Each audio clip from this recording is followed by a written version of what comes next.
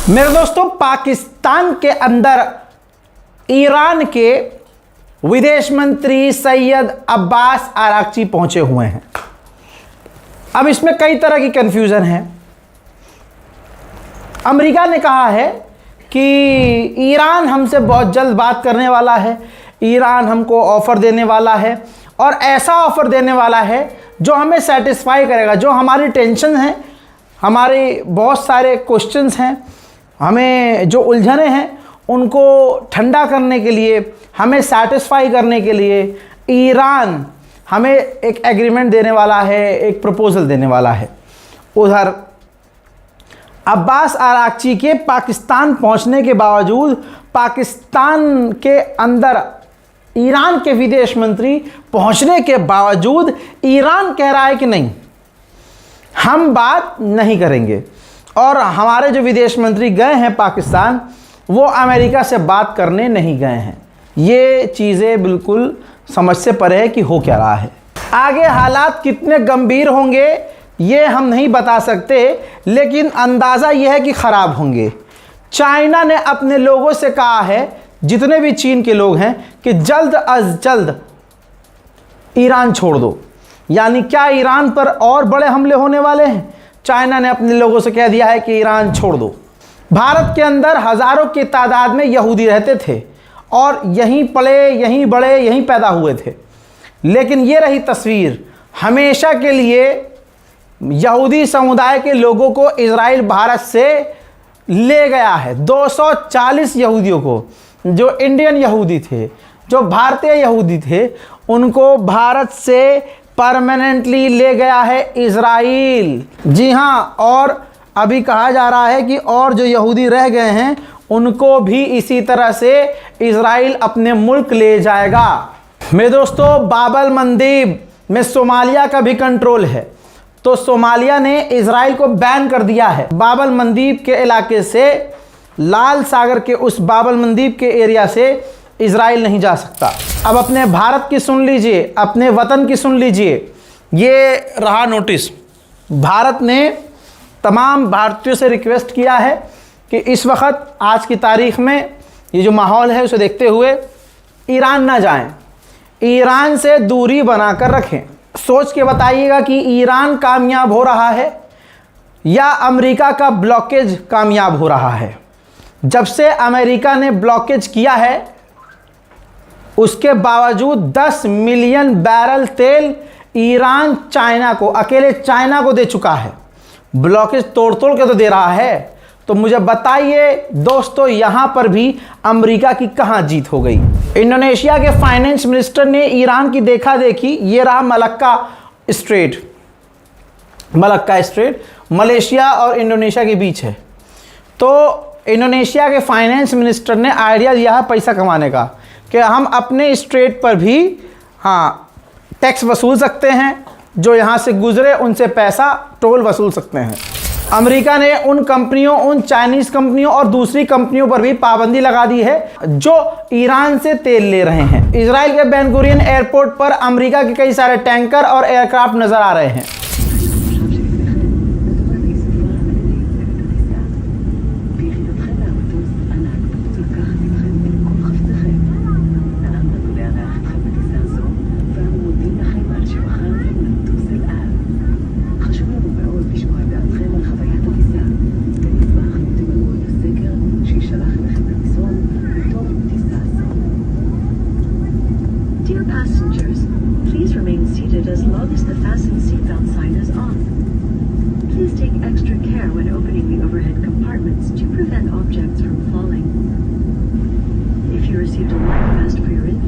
याद होगा कुर्दिश लड़ाके आपको, इराक के, जिनको अमेरिका ने कहा था भैया मदद को आओ, हम तुम्हें हथियार दे रहे हैं। उनको अमेरिका ने हथियार भी दिए। इजराइल ने ईरान के बॉर्डर के रास्तों को तोड़ा ताकि पीकेके, ये कुर्द के आतंकी अंदर ईरान में घुसे और आतंक मचाए, और उन्होंने वो काम करने की कोशिश भी की। लेकिन जब ईरान ने पलट कर वार करना शुरू किया तो अमेरिका ने बजाय उनको बचाने के उनको तनहा छोड़ दिया। अब रो रहे हैं। ये देखिए, पीकेके ने दर्द भरा लेटर हेड जारी किया है जिसमें उन्होंने कहा है कि अमेरिका ने हमें धोखा दिया। पता नहीं ये लोग अमेरिका पर भरोसा करते क्यों हैं? हद हो गई है भाई। देखिए कितनी अजीबोगरीब बात है। इन्होंने डोनाल्ड ट्रंप की आलोचना कर डाली और कहा कि डोनाल्ड ट्रंप ने धोखा दिया, हमने इनकी मदद की, हम अमेरिका की मदद के लिए जंग में कूदे। आज सीज फायर होने के बाद भी हम पर हमले हो रहे हैं। अमेरिका हमारा जिक्र तक नहीं कर रहा है, हमारा हाल बुरा है। अमेरिका के कहने पर हम जंग में कूदे थे और आज अमेरिका ही हमसे पीछे हट गया है, मुंह फेर लिया है और सीज फायर के बावजूद हम पे ईरान के हमले जारी हैं। ये होता है बिचौलिए का हाल, ये होता है जंग के बीच मज़े लेने वालों का हाल। आज भी इनको ये उम्मीद है कि ट्रंप इनका साथ देगा, ये इनकी बेगैरती है। मेरे दोस्तों, जब तक आप ये वीडियो देख रहे होंगे तब तक तेहरान इंटरनेशनल एयरपोर्ट भी रिज्यूम हो चुका होगा, खुल चुका होगा। आज की ही तैयारी है ईरान इंटरनेशनल एयरपोर्ट को, तेहरान इंटरनेशनल एयरपोर्ट को खोलने की। द गार्डियन ने क्या लिखा है पढ़ लीजिएगा।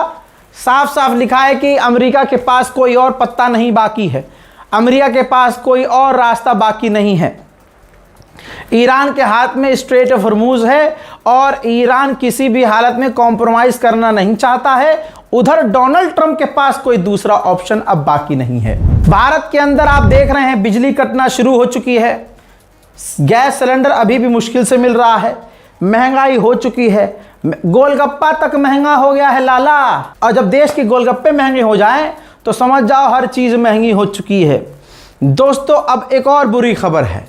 यही जंग की वजह से, स्ट्रेट ऑफ हॉर्मूज बंद होने की वजह से दोस्तों बताया ये जा रहा है, कंफर्म है कि 30% दवाइयाँ महंगी हो सकती हैं। उससे बड़ी बात यह है कि दवाइयों के साथ साथ जो प्लास्टिक होती है ना, प्लास्टिक के आइटम्स, वो भी महंगे होने वाले हैं। अल मॉनिटर में भी खबर आ गई है कि ईरान इस जंग से जल्दी बाहर नहीं निकलेगा, जबकि ट्रंप जल्दी निकलना चाहता है। ईरान ट्रंप को इस जंग से बाहर नहीं निकलने दे रहा है। जब तक ईरान अपनी बात मनवा नहीं लेगा, जंग खत्म नहीं करेगा। इजराइल का अखबार कह रहा है कि ईरान की मिसाइलें ख़त्म नहीं हुई हैं, ईरान की मिसाइलें दबी हुई हैं और अभी भी हमारे लिए बड़ा ख़तरा है। जनरल अहमद वाहिदी, लीजिए आपकी स्क्रीन पर, नाम याद रखिएगा बच्चों, जनरल अहमद वाहिदी IRGC के सबसे बड़े कमांडर ये बन गए हैं, टॉप लीडर, इनसे ऊपर अभी कोई नहीं है। पूरी IRGC इनके कंट्रोल में है। अब अमेरिका सोच रहा है इनको मारने के लिए कि इनको कत्ल कर दिया जाए, शायद इसके बाद, इनकी मौत के बाद ईरान दबाव में आ जाए। लेकिन एक बार फिर से एज अ मुस्लिम जर्नलिस्ट ये समझ लीजिए कि मैं अपने एक्सपीरियंस से ये कह रहा हूं कि इनको क्या, अब इनके और टॉप लीडरों को कत्ल कर देगा ना अमेरिका, इनके कत्ल के बावजूद ईरान IRGC किसी भी हालत में प्रेशर में नहीं आएगा। अरे जिसको तुमने मार दिया है, खामनाई, शहीद सैयद अली खामनाई को जो तुमने कत्ल कर दिया, उससे ऊपर कोई नहीं था, उस आदमी से ऊपर कोई नहीं था। तो IRGC के टॉप लीडर ये तुम मार के अपने लिए और गड्ढा खोदोगे। लीजिए ज़ेलेंस्की क्या कह गया है, समझिए। ज़ेलेंस्की ने कहा कि अमेरिका ने कुछ ही दिन में इतने patriot air defence system use कर लिए, कुछ ही दिनों में कि उतने एयर डिफेंस सिस्टम बनाने के लिए अमेरिका को 2 साल लगते हैं। तो 2 साल में जितने वो हथियार बनाता है, ज़ेलेंस्की कह रहा है, कुछ ही दिनों में अमेरिका ने वो यूज़ कर लिए हैं। भाई CNN को तो आप मानते हैं ना हजरात मोहतरम। CNN ने क्या लिखा है पढ़िए। CNN ने लिखा है कि अगर इस वक्त चाइना ने ताइवान पर हमला किया या कोई भी हरकत की तो अमेरिका इतना कमज़ोर है और अमेरिका के पास हथियारों की इतनी कमी है कि अमेरिका बस चुपचाप देखेगा, करेगा कुछ नहीं, क्योंकि वो कुछ कर ही नहीं पाएगा, क्योंकि हथियार नहीं है अमेरिका के पास और उसे चुपचाप देखना पड़ेगा। ख़तरा अभी भी इसलिए है क्योंकि एक बार फिर से खबर आ रही है, फिर से दिखा रहा हूँ, फिर से समझा रहा हूँ। मिडिल ईस्ट में अमेरिका के हथियार, अमेरिका के टैंकर भारी मात्रा में आज फिर पहुँचे हैं। जर्मनी के अखबार ने क्या लिखा है, पढ़ना चाहते हैं? ये देखिए, डोनाल्ड ट्रंप ने मुल्लाह के सामने, यानी ईरानियों के सामने सरेंडर कर दिया है। ईरान जवाब नहीं दे रहा है, बात नहीं कर रहा है, तो एक तरफा डोनाल्ड ट्रंप ने सीज फायर बढ़ा दिया है। उधर स्पेनिश स्पेनिश अखबार ने लिखा है कि सबसे खतरनाक हथियार ईरान का स्ट्रेट ऑफ हॉर्मुज़ हो चुका है, और स्ट्रेट ऑफ हॉर्मुज़ में उसने और जो माइंस बिछाए हैं वो माइंस दुनिया की सबसे बड़ी नेवी को खतरा पैदा कर रही हैं। अब दुनिया की सबसे सुपर फौज भी ईरान की माइंस को मिटा नहीं पा रही हैं। वहीं स्पेन के प्रधानमंत्री का कहना यह है कि ईरान पर हमला इल्लीगल था, गैर कानूनी था, और ये बहुत बड़ी गलती थी। ईरान ने यूएन के अंदर खुलासा किया है, जो खुलासा अमेरिका के लिए और गाली खाने वाला बन रहा है। ईरान ने कहा जो हमारा टैंकर सीज किया है उसमें हथियार नहीं थे, डायलिसिस के लिए जो मशीनें हैं और डायलिसिस पेशेंट्स से जुड़ी हुई चीज़ें, जो दवाइयाँ हैं, दवाइयों के लिए केमिकल्स हैं, वो उस जहाज़ के अंदर था और उसे सीज करना इल्लीगल है। जर्मनी के अखबार ने लिखा है कि हम अपनी आंखों से देख रहे हैं कि ये पावर, जो दुनिया की पावर थी, वो पावर जो अमेरिका के हाथ में थी, वो शिफ्ट हो रही है ईरान की तरफ। ज़ेलेंस्की, जी हाँ, यूक्रेन का राष्ट्रपति ज़ेलेंस्की एक बार फिर से सऊदी अरब पहुंचा है मोहम्मद बिन सलमान से मुलाकात के लिए। अरबों को अभी भी डर है कि अगर ईरान ने दोबारा से हमले किए तो जद में पहला नंबर, रोल नंबर 1 हमारा होगा और हमारे से ही जो है कटैया छटैया और पिटैया शुरू होगी। लिहाजा यूक्रेन जैसे देश को आगे किया जाए, भले उन्हें पैसे देने पड़े, लेकिन ईरान के ड्रोन और मिसाइलों को रोकने के लिए किराए की फौज हायर की जाए। मेरे दोस्तों, स्ट्रेट ऑफ हॉर्मुज़ में अभी भी ईरान कह रहा है दरिया है हमारा। देखिए दोस्तों, तस्वीर देख लीजिए, एक्सक्लूसिव तस्वीर है, कोई एआई जनरेटेड या पुरानी तस्वीर नहीं है।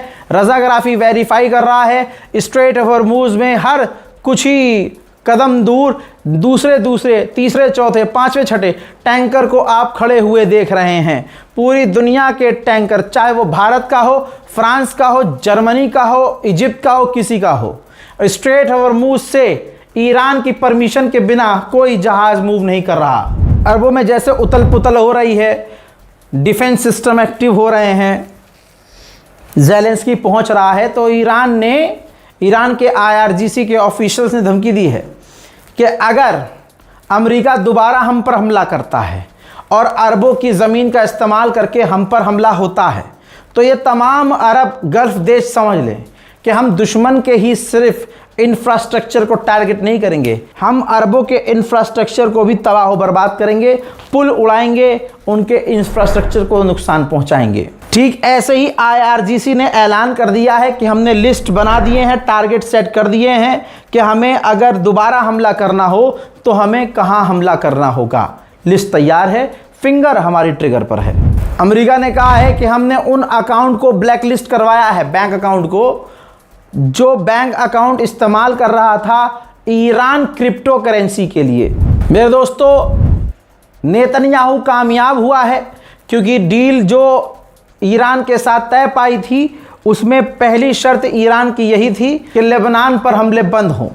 मेरे दोस्तों, अब ये देखिए, इजराइल का प्रधानमंत्री नेतन्याहू सामने आता और कहता है कि हम आज भी ईरान के मामले में अमेरिका के साथ कोऑपरेट कर रहे हैं और लेबनान के मामले में भी अमेरिका से कोऑपरेट कर रहे हैं, और हम कल भी लेबनान पर हमला कर रहे थे, आज भी कर रहे हैं और कल भी करेंगे। नेतन्याहू ने बड़ा खुलासा खुद किया और कहा कि मैं प्रोस्टेट कैंसर से पीड़ित था, मुझे कैंसर था, लेकिन मेरा इलाज हुआ और मैं ठीक हो गया हूं। ये हमने छुपा कर रखा, क्योंकि अगर ईरान को पता चलता तो ईरान बड़ा प्रोपेगेंडा चलाता।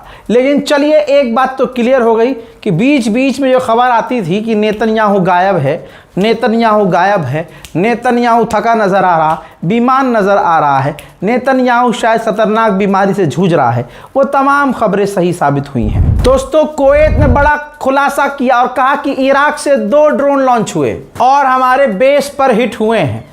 डैमेज बड़ा हुआ है, लेकिन मारा कोई नहीं गया है। हजरात, 2003 के बाद सेंटॉम ने कहा है कि 2003 के बाद पहली बार 3 हमारे एयरक्राफ्ट कैरियर ईरान के खिलाफ तैनात हो रखे हैं एक साथ। सोचिए दोस्तों, इसका मतलब क्या है? इसका मतलब यह है कि अमेरिका पर ईरान बुरी तरह से भारी पड़ रहा है, दस्त अमेरिका को लगे हुए हैं। नेटो का मेंबर स्पेन भी है।